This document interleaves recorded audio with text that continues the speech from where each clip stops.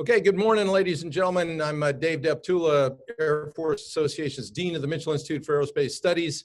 I'd like to welcome you all to the next event in our Aerospace Nation Speaker Series. We're really pleased today to have the Commander of Air Force Global Strike Command, General Tim Ray. General Ray commands more than 33,000 professionals operating at 2 numbered air forces, 11 total force wings, the Joint Global Strike Operations Center, and Nuclear Command, Control, and Communications Center. The weapon systems assigned to him include all the Air Force intercontinental ballistic missiles, bomber aircraft, and associated nuclear command and control facilities. General Ray, welcome, and thanks very much for joining us today. Before we kick off our conversation, I'd like to give you the microphone for any opening remarks that you'd like to make to set the stage and context for today's discussion. Over to you. Yeah, thanks, Dave. Always great to see you again, and always great to talk about the tough topics of air power, in the modern era. So no one does that more aggressively or better than you guys do. So I appreciate it. To the rest of our friends at the Air Force Association and Mitchell Institute, I just want to say thanks for what you do to advance the nation forward and all these important mission sets. Let me start off by saying today, of course, it's hard to begin any dialogue without the word COVID coming up. As the world faces this crisis, we've had to learn to operate in a new context, the new abnormal, as the chief puts it. Fortunately for our team, we have just got a tremendous set of leaders at multiple echelons below me, and they have been doing brilliant work. We want to get out in front of this, so we made some decisions pretty early on. We can always come back and talk about our Fight the Base initiative, the core of that being that we don't have sanctuary, and how do we fight this mission set from home, which is what we need to be able to do. So we put some appropriate measures in place that really put us on the right path for this pandemic. And I'm really pleased to say, when you look at the military that the American people paid for and trained, it's doing superb work when you needed to do that most. The Snowfield mission that, both our nation and our Western alliances, they rely on, so the 34,000 airmen you talked about, they are just getting the job done every day. We're now pulling the longest missile alerts in our careers. So there's a few of us who've been on active duty since the SAC days. Our collective memories, we don't know, and we're working back through the historians. So you have to think about that for a minute. When you get into the specifics of the timeline, but as a nation, we've got a lot to ask from, and we're getting from young officers. A lot of gratitude to them and for their families as we work this back and forth of shifts with a blue and silver team, and really at a special time in April where month of the military child. So those with families, it's a big deal for them. And of course, the great power competition, the long-term strategic competition continues to unfold, modernizations in the background. Those continue to unabated.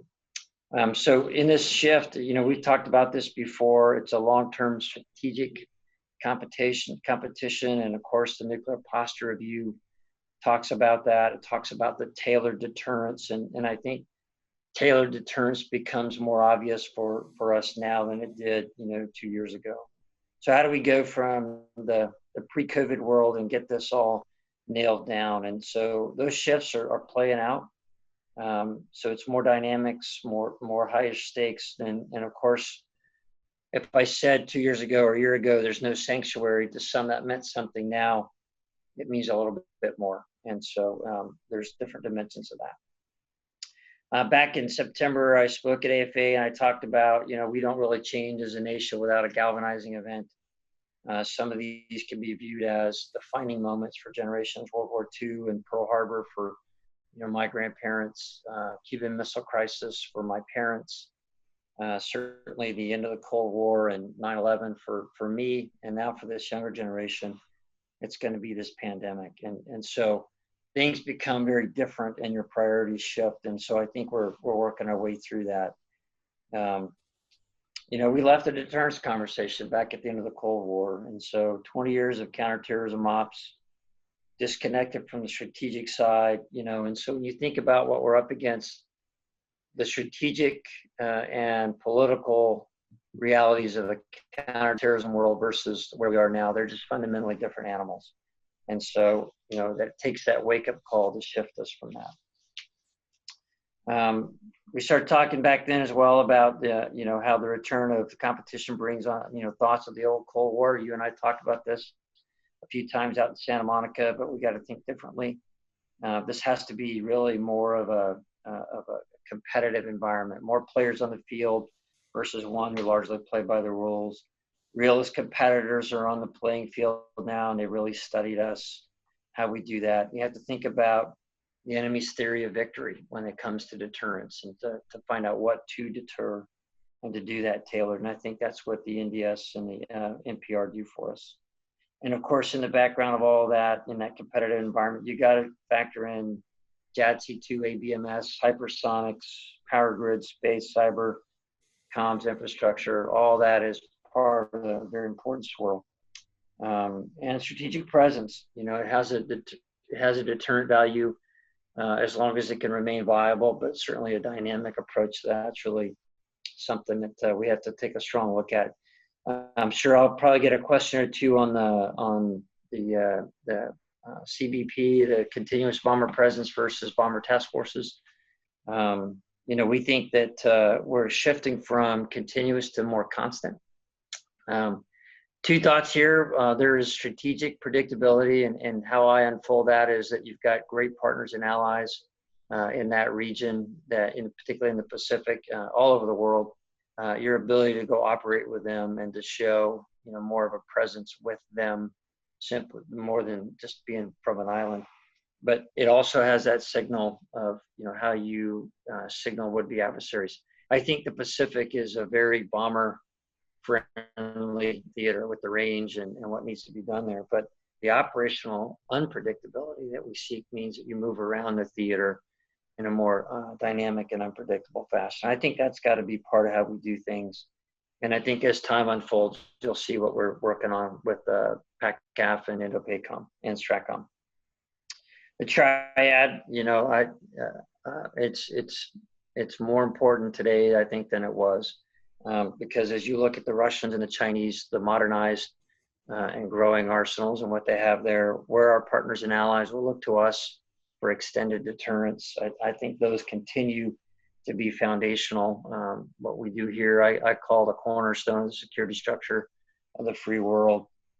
And so I just think we have to continue to have those conversations. And you and I talked in Santa Monica about, the context. You can't pick your context. And we told the story about, if you go to a crosswalk and you see the light and you see the markers and philosophically you have every right to be in that crosswalk, but you ignore the big truck and you step out and you get run over, you're philosophically right, but you're physically dead. And that's how we have to think about this triad dimension, and certainly the ability to do that in a multilateral fashion has to be how we do that, as we've done in the past, not unilaterally. When I think about as well what our partners and allies are going through, and something I think that has resonated a great deal more is that there's a lot of allied capability in fighters, carriers, ships, Patriot missiles, even 5th Gen, but there's no allied bomber force and there's no allied ICBM force. And so we have to play this hand of cards as brilliantly as we can. Going back to the conversation of the triad, this is not about an arms race. I think that narrative is out there, but absolutely not. I think what we're trying to do is a one-for-one replacement. B2, B21, of course, B1 and B2 for the B21, Minuteman III for the GBSD, Alcom for LRSO, and we're not growing. I think that how we play it with the connection to space and the sensors and those types of things will be a new dimension of it, but it's not growing the arsenal. I think this modernization effort can be affordable, right? So the case in point I would bring you, so our formula is stable requirements, modern technology, owning the technical baseline, right? Being modular in design, and if you're modular in design, you can keep rapid and relevant and affordable upgrades. and get the system on the field in the ground on time, and then to make that something that you can keep going. I see the digital engineering as very powerful for the GBSD. I think we're working very hard for a milestone beat and an EMD contract this year. I like the trends of where that's going. I think what we're doing is smart investment on the LRSO, but that formula gives us margin, and that's what you need to have a relevant set of systems over time on the field that you can keep up to speed and update it. But you look at the MH139 of a $4.2 billion program that came in $1.7 billion cheaper, and we're following, and it's on time. So margin is the key. So in closing those opening comments, it's a fascinating world that we're living in. I am very fortunate to have the leaders, working for us that we've got. They're making phenomenal decisions, but we're thinking about what's in front of us on our own terms in this command, and which is exactly where you want this command to be, is to be thinking out in front of things and how we work resiliency, how we work a new version of who we are. And we're not looking to go backwards. We're very much looking to go forwards. And how do we call the shots? This will be a very interesting 12 months in front of us, I think, as we look at what happens. And so to some of us, we're pretty eager to write that next chapter. So I'll just hold my comments. I know we got started a little bit late, and I'll hand it back over to you. Well, thanks, John Ray, for that excellent tour de force, if you will, over all the areas of your responsibility. The nation's nuclear forces, which prepare for the worst even on good days, were among the earliest and the most aggressive in planning for the coronavirus pandemic. And while other parts of the military, particularly the Navy and the Army, have been really hard hit by the virus, bomber squadrons and intercontinental ballistic missile crews have been largely spared. And so could you talk a bit about how you and your command were able to make that happen? Dave, good question. So when I was the 3rd Air Force commander, 2 jobs part of this, we had the coup in Turkey, and Incirlik worked for me. And so we got to see what happens to an important base that's cut off from everything. And so thinking about how we competed with the Russians, going back to the Cold War era, of how we would, do the ability to survive and operate apple orchards and the whole thing. So I wanted to make sure that we understood what it meant to be without sanctuary in this key mission set. So we've been thinking about how we operate more aggressively and realistically for well over a year now. So that has nothing to do with COVID. COVID just plays out as a chapter in that. So when we started to see those signals, it already had, our concept for force development written about resiliency and how we do that. So we just started doing the tabletop exercises. We started working with our downtown partners. We started looking at how we create several options that protect us. We did something pretty smart. We took all the national models, and we worked with Louisiana Tech Research Institute and Virtualytics, and they created some local models for us, the counties surrounding each of our bases, and to take that national data and really give us some predictive models. And so what turned out is, so we started tracking their predictions, and then we went back, right, and we tracked how accurate they were. So, so who goes back and grades the Weather Channel's paper, right? Whether or not they got it right. But we started to grade this, and it was incredibly accurate, and certainly more than accurate enough for us to make some very timely decisions. So I think each and every commander's had the latitude to dial up and dial down those parameters on the base to protect them. I think the number of cases that have impacted us have been very, very small. I won't go into those numbers, but our tactics, techniques, and procedures about discipline, self-isolation, understanding the environment around us, making some fairly dynamic moves in how we do things, dialing it up and dialing it down. The commanders have just been brilliant at playing that game. So that was how we got after it. Very good. So I take it that you alluded in your comments that, and obviously every locale is going to be different. Have you delegated decision authority on actions to take down to the squadron commander level? So it really plays as as a installation, right? It's an ecosystem, Right. right? Of dependents, of contractors and civilians. And so that really has to operate predominantly at the wing commander or installation commander level. Okay. Very good. You got to think about that. So they have great latitude. We are at an FPCon Charlie, or Health HPCon Charlie, but going up to that decision, there was a very tailored set of measures. And the team, every single installation has a toolkit now and decision support templates to work up and down that particular environment.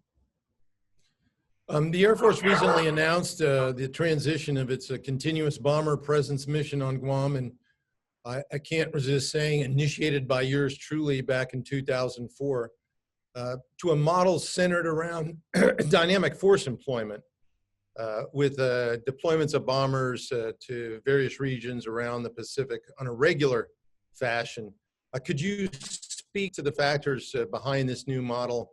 You know that there's a lot of misinformation out there. So just like you said, this is one of those high interest topics. And could you dig down a little bit more into the background? So, when I was in Europe, we built the first BTFs to operate there.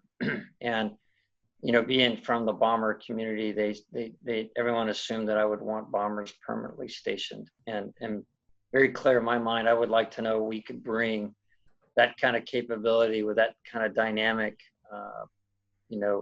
capacity to go into a number of places on the place of our choosing was a very powerful thing. So the example was bombers in Fairford could go to the Middle East, they could go to North Africa, they could operate in Eastern Med, Black Sea, the Baltic Sea, anywhere in Europe. They could go into the North Atlantic, they could even go to the Arctic. And we know that that is a particularly irksome reality for the Russians. And so, that plays incredibly well for both our partners and allies in there. So the desire was to recreate that kind of capacity in the Pacific. When we do a bomber task force, our teams come back more ready than when they left. The challenge with CBP was there's not a simulator there. There's not a really viable range. And so only a number of those sorties, a fraction of them were building readiness. Many were simply placeholders. So when you get the balance of readiness and presence, considered the bomber task force as a model we think is going to yield. And so working with each of the theaters, I talk fairly frequently. A very good phone dialogue I have is with General Tell at CENTCOM. And we've proven to him we can come and go anytime he needs us. We don't need to be there physically. And so your ability to influence a theater from just outside of it becomes very important. So we think you'll see a more dynamic set of options on the table for us. The B1s just did a CONUS to CONUS mission. I thought that was covered well. The B1 is recovered superbly, so that's now an option for us to play. So I think you'll see a more dynamic, more readiness building approach to this, but I think it'll be a little bit more supportive to our partners and allies. Now, at the 2019 Stratcom Deterrence Conference, China's nuclear weapons ambitions were summarized by the deputy commander of Stratcom, saying that China has doubled its nuclear arsenal in the last decade, and it's headed again to double by 2030. With this in mind, is the U.S. current modernization plan that you described in your opening remarks as just simply a one-for-one replacement enough? Is there something else that might be needed to compete with the extraordinary Chinese initiative in the nuclear weapons area? Yeah, right now, Dave, I think for everyone to understand, we're where we are on the arsenal based on policy, national strategy of counter force versus counter value. That's an important dimension of what we're doing with this arsenal. It's governed by the treaty. So the numbers really are on the far end bracketed by the Russian problem set. certainly strongly consider the things that are going on with China. We keep that in mind. They play the game differently. I don't believe they'll be as beholding to the kind of the unwritten rules of the old Cold War deterrence model. I think they'll play the game a little bit more aggressively, and certainly your ability to shape a deterrent model. It's not just with nuclear weapons. It's got to be done with margin in your system, and your ability to be more dynamic. The Nuclear Posture Review talks about a tailored deterrence model. And so having things that, like the LRSO right in there that give you some more flexibility to do things that are tailored for the scenario. I think that's how we're going to have to continue. I think the modernization game plan and the numbers are anchored on the Russian model by the New START Treaty. And the only way numbers, I think, come down or change is through a very deep policy discussion at the highest levels of our government and then the budgetary dimension of policy. You can't get those backwards. Thank you. Now, ever since the end of the Cold War, there have been two very consistent factors. The demand for bombers has surged, while the size of the inventory has been significantly reduced. While this obviously highlights the values that the combatant commands see in these aircraft, I know that sustaining those aircraft has been very difficult. Did last year's readiness challenges with the B-1 really highlight this issue? And how are you seeing it manifest itself elsewhere in the bomber inventory? Well, we look at the B-52 not in the number of years it's been around, but the number of years it can be around. There's still a lot of life left in it. The B-1, I think, was a case of our all-in focus. And so I couldn't be more pleased with how great a teammate General Bunch and his folks have been at AFMC, how the acquisition community in DC have been supporters of us. The recovery on the B-1 is a great story. We built a roadmap of 2 years to get ourselves healthy. I think we have a very good understanding of the structural issues. But right now, I would say we're slightly ahead of our recovery game plan for the B-1. And I think the morale of those two wings has really risen. You'll see them play more prominently here in the BTFs. But it's the ability to get the balance of capability in all three of the existing bombers where you need them to get that transition to the future piece. And so the bomber roadmap has got a lot of twists and turns to it. The critical path is keeping the B-2 viable until we have a penetrating B-21. Very happy with the B-21 program. The right number of B-1s with the right capabilities to bridge in there as well. We've made some modifications to their mission profiles. And we've gone to town with the test community to build a very aggressive but executable modernization game plan for the B-52. So we'll put 8 airplanes out at Edwards, where typically there's 2, and we'll augment that with some of our own maintenance and ops folks to get through the engine modification, the radar, and the cruise missile and the comm things that we're going to go. And I see a great opportunity to lift the hypersonic testing over on the Arrow to the B-1. And so that's coming together pretty nicely. The Global Strike Command has the largest and the most critical modernization pipeline in the Air Force. Arguably, you could make the case the entire Department of Defense with the B-21, GBSD, LRSO, the modernization activities for the legacy bomber fleet, and now seemingly the Air Force's new hypersonic weapons, which you recently talked about. With the budgets coming down, as these programs are ramping up, are you confident that the broader Air Force and other services, OSD and in particular Congress, understand the critical importance and priority of these essential programs? And what are you doing to ensure that they do get the support that they need? So I think there's a couple of dimensions to that, Dave. It's a great question. I think you have to, currently in the context that we're dealing with right now, make sure that folks understand that the cornerstone of the security structure of the free world has to remain solid. That's a context we just talked about we can't argue with. We want to be incredibly consistent with execution. I talked about the affordability model. Our weapons generation facilities will get 3 for the price of 1 now with a better model. And so we brought about $1 billion back to the corporate process. We've taken some programs that probably weren't going to deliver, and we've walked away from them. And certainly our ability to do things like the MH-139. I feel very good about where we are on the EMD contract with GBSD.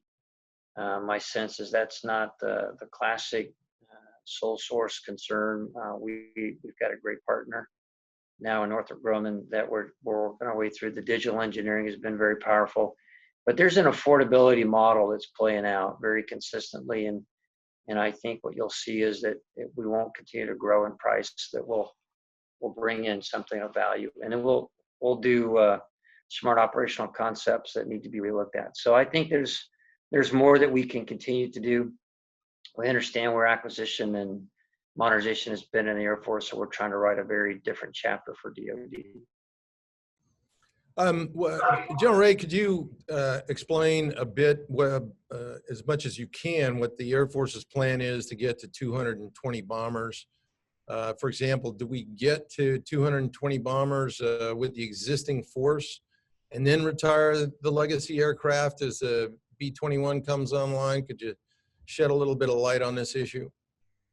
Right. So I think the critical path has to be, keeping the B-2. I mean, so there's a critical path that's going to play out for the next 3 to 5 years. No matter what you do, you got to go down this path to build yourself some options. We know 220 is the right number. The nuclear piece is treaty driven, so it's shaped inside of that. You've got to get the B-2, keeping it viable and penetrating until the B-21 comes on. You've got to get the B-1 right sized, and to get out in front of the structural issues and to bridge that capability. You got to get the B-52 modernized and those key capabilities. What you'll see is around, I think, the 25, 26 time frame is the options begin to present themselves in terms of how you might do that. And so, the simple piece is we would ask for, 220 bombers and build a roadmap on how to do that and show that value proposition. But, you're going to have to believe us, when we say, hey, here's what we did with the B-1, the B-52, and the B-2, and to prove that the B-21's on time and doing the things it needs to do. What's your plan for the B-2? Do you see modernization beyond what's already in the FY21 PB, or is it just sustainment until retirement? And what about those obsolescence issues out there that need to be addressed just to get to retirement? Yeah, so we're going to continue to work. It's called LOSUM. It's a program where it's a cost of effort. So to keep grooming the B-2 signature, some very good results in the past. We're going to look at some COM upgrades here for the system. There's a few things that I won't talk about at this level of classification, but we see some opportunities with that fleet, particularly with some of the things we can do with NC3. I think digital HF becomes something that we pick up as a very capable system. We found that in a simulated environment, digital HF recovers in minutes.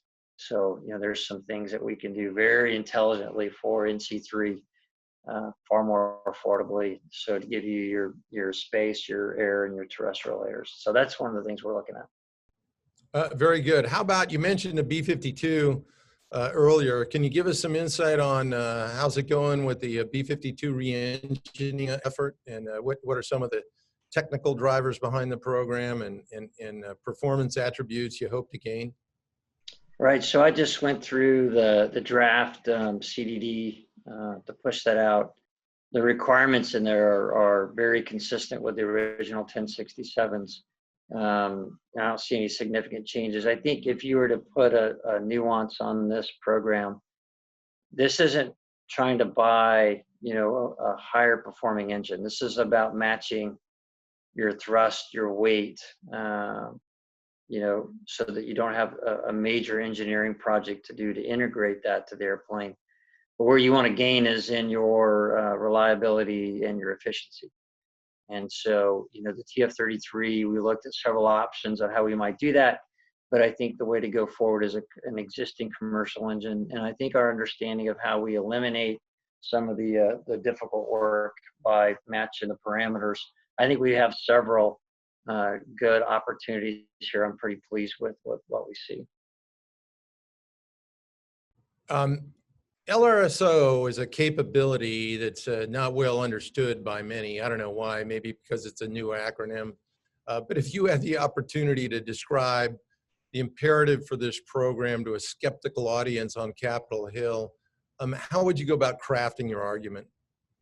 I would start with the great success we had with the Alchem and the Calchem, and what we're having with JASM in terms of its operational effectiveness. I pulled alert back in the SAC days with Alchem and ACM. I'm one of the few that could say that. I've shot the conventional cruise missile, in combat. It's just a great capability. It gives you a dimension of attack and opportunities. It's very difficult to defend. If it wasn't, why would China and Russia and Iran be building them, right? So there's a lot more growth in the cruise missile conversation. Very capable cruise missiles being built, and so this isn't keeping up with the Joneses. This is taking the next chapter of a chapter we wrote, and to make sure that it remains viable. The old Alchem, it has been a workhorse, but there's a point in time where it's not survivable and it can't get the job done. So your ability to exercise tailored deterrence and to reach any target on the planet is really got to be something you put strongly in the middle of your portfolio. Now, there are many in the arms control community who are now openly advocating for the halt to the GBSD and LRSO modernization efforts, given the fiscal burdens driven by the COVID-19 response. How realistic are these requests, and what would a cancellation, curtailment, or delay mean for these critical elements of the triad? Well, their first argument is that it's expensive, and really, honestly, it's not the most expensive stuff in the portfolio. It's foundational. We go back to the philosophical versus real context. I think having the conversation in a multilateral dimension is how you have to get after reductions. You just don't do that on your own. I think the numbers that you have are U.S. policy, right? And there's a point in time where you bring yourself into a different place in terms of the numbers. So I would say, keep your foot on the gas while you have some outstanding programs. I think we'll probably be on time or a little bit early with LRSO. I think we'll be on time with GBSD. I think we're very well on the B-21. I know some of the comments have been made. I'm going to stick with Randy Walden in the Air Force APB, and I think we're doing very well there. Look at the helicopter, right? So these aren't these long, brutal, overrun, delay programs that the Department of Defense is used to seeing. Now, all of the services are investing in a good deal in standoff long-range strike capabilities to meet the needs of our refocused national defense strategy. What mechanisms, if any, are in place to ensure the stovepipe efforts within the separate services are yielding the most effective and efficient set of capabilities sized to meet the combatant command requirements? And are you concerned in any way about overinvestment in this area, given the number of efforts underway in this region, in this regard? Dave, when I come into this conversation, the first thing in my mind is, how do you build a kill chain for it, right? You've got to have joint all-domain command and control, ABMS, and a relevant, future scenario. If you don't have that, you'll just miss fast, right? And so I think the numbers are important, where it becomes operationally and strategically significant in a campaign. But you have to start with JADC2 and ABMS, and where we're going as a department, where we're going in the future with the Space Force. I mean, all of these are elemental investments. As to the numbers and the process, Dave, I'd have to defer to someone in the Pentagon about that part. But but I know that we're going to seize an opportunity here to go faster. And I think we can go pretty quick with the Arrow on the B1, and that's something I'm looking very aggressively at. Well, no, I appreciate that. I guess the point that I'm making is that as an enterprise, and this just isn't your bailiwick, the department has to start looking across service stovepipes when it's making investment decisions. And just a little plug, Mitchell Institute's going to be coming out with a paper to help the department adopt a new evaluation metric, if you will, based on outcomes or desired effects. Let me give you one more kind of open-ended question before we open it up to our audience. If you had the proverbial $1 extra, where would you spend it? It'd be data. Dave, I would spend it on building the best data lake and analytical tools that I could. We've seen some great success. We're deep in the process of building our data lake. I think data helps you with your ISR, and the fact that nothing's going to hide on this planet in a couple of years or a handful of years, and so your ability to see and I think ores of cognition are really more of the reality, to see and understand and to think about your options. That has to be how you leverage some powerful tools for a small team to do things very strategically. We're seeing that build for us right now, so we're deep in the process. Well, thanks very much, General Ray, for that great discussion and insights. I think, maybe in some regards, some folks might be surprised, but on another, not, with your answer there in the context of data, because I think more and more people are coming to the realization that the next big thing is going to be based on the ubiquitous and seamless sharing of information. And that information is fundamentally based on data, and getting it in the right hands of the decision makers who can out-decide in a timely fashion our adversaries. So the Mitchell Institute for Aerospace Studies and AFA wish you all the best in this era of ever increasing challenges.